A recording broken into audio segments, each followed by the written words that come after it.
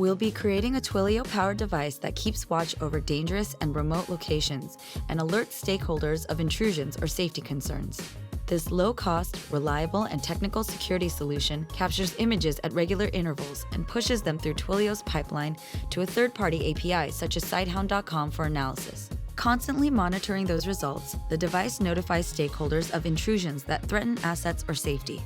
This device requires some knowledge of Raspberry Pi, software installation, and some Linux features including the command line.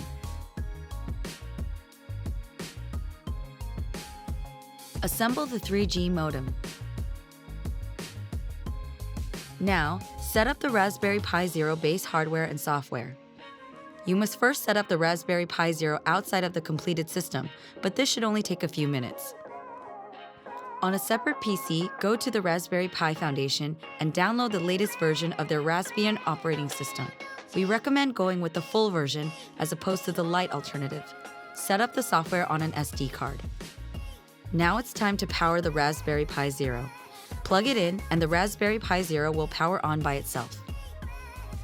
Set up the Raspberry Pi Zero remote monitor software. You can technically do this next step from the Raspberry Pi Zero if you have an internet connection. The 3G modem will work wonders here, if already assembled. The first step is to enable the camera, and there are two different options to do that. The first option is from the desktop. Just go to Preferences, Raspberry Pi Configuration. The second option is to do it from the command line. Type the following: sudo raspi-config. In the menu system, scroll down to enable camera. Now go to the GitHub location and download the Python script. Then copy our Python script onto the Pi. You just need to run the command from the command line as referenced in our instructions.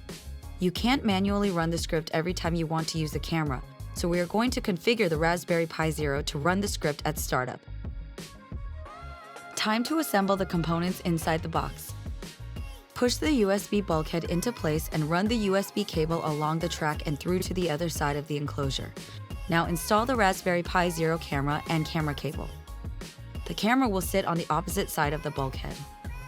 You will notice that the connector is much smaller, so be gentle. There is a shallow rectangular pocket in the top portion of the enclosure. This is where the Raspberry Pi Zero will sit.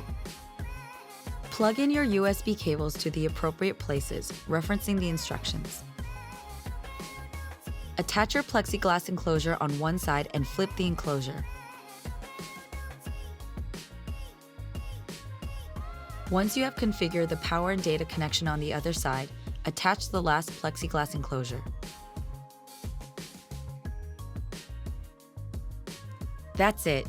The camera should be on and ready to deploy, ensuring you have constant visibility into whether your property and assets are safe and secure.